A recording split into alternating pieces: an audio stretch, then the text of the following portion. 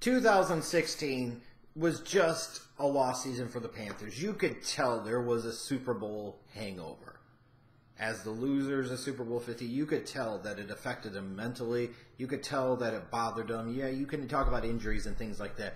There was an entirely different vibe and any and all swag collected during 2015 on that 15-1 season had completely dissipated in 2016.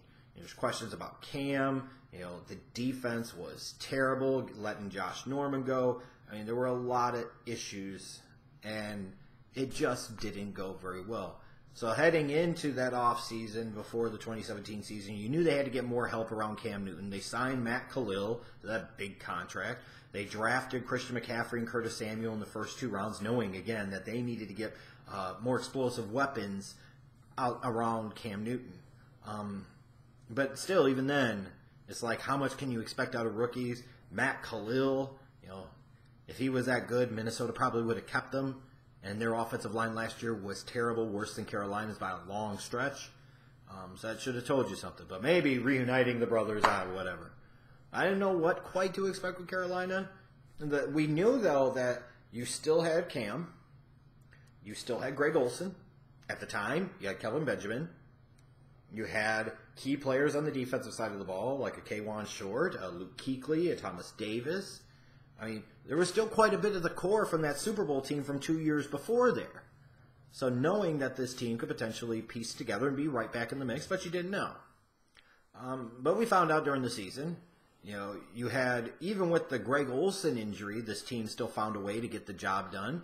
And then when they had that shocking trade where they got rid of Kelvin Benjamin, I mean, this is a dude just a few years ago, part of that legendary 2014 wide receiver class. And you're trading him away to the Buffalo Bills for really a bag of dicks and peanuts.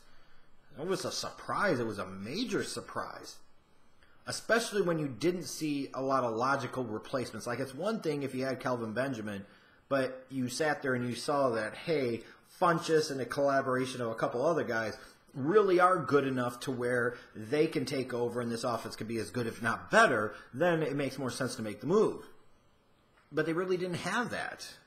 Like, Funchess is not that dude. And I think even once they traded Kelvin Benjamin, you saw that. And then you're relying on a bunch of day 3 and undrafted type of guys. And it's crazy. The offense finished 4th in the league in rushing yards, but a lot of that has to do with Cam Newton and then Jonathan Stewart. A little bit Christian McCaffrey, but not much, because he was a much better weapon out of the slot and in the passing game, catching balls out of the backfield. But this team, I don't think, ever really gathered back its explosiveness. You trade away a guy that was a former first-round pick, and, I understand some of the thoughts of Panther fans that, no, he had really good games and he had really, really bad games. I understand that. But then you had Greg Olsen out all that time and then trying to work him back into the mix. Thankfully for the Panthers, you had a defense that was elite against the run and elite in terms of limiting the amount of yardage that opposing teams gain.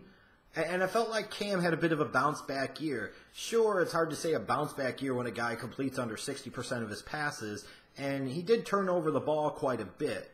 But it felt like at times where you needed Cam to be Cam and be big, he was big. I mean, he did help this team beat the Patriots in the regular season.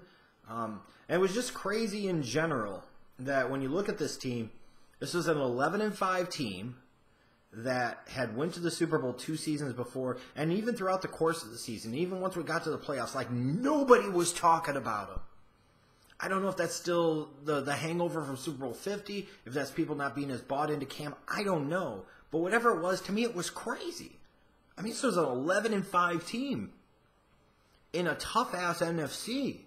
It should have at least gotten some Super Bowl type of buzz or some type of attention, and they just didn't. But ultimately, it worked out that maybe they didn't deserve it. They really did, but it doesn't matter because they're watching the rest of the playoffs at home. What really killed the Carolina Panthers season is very simple. They couldn't figure out Drew Brees, Sean Payton, Mark Ingram, Alvin Kamara, and the New Orleans Saints. They just couldn't figure it out. They lost to them twice during the regular season, and sure, there's that narrative out there that if a team beats you twice in the regular season, it's really, really hard to beat you 3 times. In the NFL, not necessarily. Because if they've beaten you twice already, that means twice they've been able to game plan for you, twice they've been able to strategize for you, and twice they've been able to beat you. So they may know what you're doing, they may just have their number, or they just might be a really bad matchup for you. And the New Orleans Saints were a really bad matchup for the Carolina Panthers. So then when you get into the wild card round, and now they got to go into New Orleans, it once again proved, even though Kamara didn't exactly set the world on fire early on in that game, the Saints were just a bad matchup for the Panthers this year, and that sometimes happens. And defensively, they didn't really show up in any of those games. They allowed 30-plus points each of the 3 times they played. And in that wild card round, Cam did what Cam did and tried to bring them back and tried to get them in position. They had a chance to do something late, and then it just all went haywire. But I felt really bad for Cam because I'm looking at it and I'm saying, here you are, you're trying to be that dude, and you're making some big-time spectacular plays, and it feels like you're really carrying your team on your back because your defense isn't doing a damn thing, and frankly, you're saddled with a bunch of NFL Europe type of wide receivers, and that's the truth of the matter. They just fell short. So it was a good season for Carolina, a good bounce-back season, especially with the distraction of firing of Dave Gettleman. It's odd that you would choose to fire a general manager like they did when they did. Then you get all the talk about Jerry Richardson and previous allegations of sexual harassment and the like, and him announcing that he's going to sell the team after the season. Just insane. A lot of things for the Carolina Panthers to deal with. 11-5 in a playoff appearance, while a disappointing finish to the season, still has to be counted as something positive heading into 2018. And in this offseason, you can look at the roster and you say they don't have much in the way of salary cap space. They got to figure out what they're going to do with guys like Julius Peppers, Graham Gano, Andrew Norwell, Star Lotulelei, and maybe they'll bring a couple of those guys back. It's hard to know. But the number one thing they got to do is get that ownership situation straightened out. They got to figure out who's going to own that team and what the vision and direction going forward is going to be. And you could say, well, that doesn't have a lot to do with anything. That's crap. Because ultimately, the owner is going to be the HNIC of all that you see when it comes to that football team. And as a result, they set the narrative, they set the tone, they set the vision and the direction for the organization. And the Carolina Panthers are basically going into the offseason headless. So beyond all else, that is the number one thing that they've got to get straightened out is who's going to be the next owner of the Carolina Panthers. And with a team coming off of a playoff appearance with Cam Newton in the fold, I'm sure you're going to have a lot of suitors. Looking ahead to the draft, they've got picks in rounds 1, 2, 3, 5, 6, and a couple of 7th-round picks. They're picking 24th overall in round 1. What do the Panthers need? What could help them get to another level? Number 1 is a wide receiver. They need a number 1 wide receiver. Number 2 is a number 2 or realistic threat slot receiver.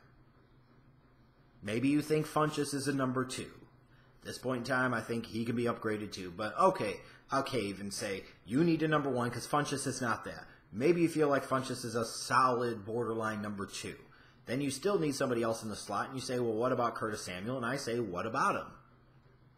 Is there anything wrong with having Curtis Samuel have a great 2018 and drafting somebody else and having 4 guys that can actually get open and catch the damn football out of the receiving corps? Hell no. Hell no. They also, on the offensive side of the ball, I feel like with Jonathan Stewart getting into his 30s now, he might not be there much longer. You need a big type of physical back as the counter to Christian McCaffrey, because I don't know if you're going to want to use Christian McCaffrey as a feature back, nor is that necessarily the best utilization for him. You want to be able to use him somewhere out of the backfield and use him where he is best, which is as a pass catcher and a route runner. You don't want to sit there and pound 20 carries out of Christian McCaffrey. You might want to get 10 to 12 carries out of him and 8 touches in the passing game each game. Get to your 20 touches that way. That's the more effective usage of it. So you're going to need that between the tackles guy. You're going to need that thunder to McCaffrey's lightning. Better than even what Jonathan Stewart is. They also, I feel like, could use a young tight end. Greg Olson's in his 30s now. Ed Dickson is nothing for the future. And when Greg Olson got hurt, you saw how much it could affect this team. And even though they found ways to win and such, the offense is different. The offense wasn't the same. And what happens if it happens again? It's about time maybe to get somebody groomed to be that heir apparent at there. And on the defensive side of the ball, they really need some help at defensive end. Charles Johnson's probably gone. Mario Edison is a nice pass rusher. Julius Peppers had a resurgent type of year at this stage of his career, but are you really going to count on him to have another season like that in 2018? They need some more young depth at the defensive end position. And I still feel like they need to upgrade at the safety position. I'm not big on a mid-30s Mike Adams, and then who's the other safety? Kurt Coleman. I'm not big on either one of those. I feel like they could upgrade that. But when you look at the overall approach, while wide receiver has to still be the number one need, and it must be the number one need, I do feel like the Panthers are in a place where they can go best player available early on. So if an edge rusher they really love is there, and he grades out much higher than a wide receiver, and the wide receiver is the much more gaping need, then you got to go with the edge rusher, or the safety, or the running back, or whatever the case might be. The Panthers have afforded themselves that luxury where they can go best player available, but they do need to get some upgrades to this roster. And if they do, they'll be right back in the mix next year.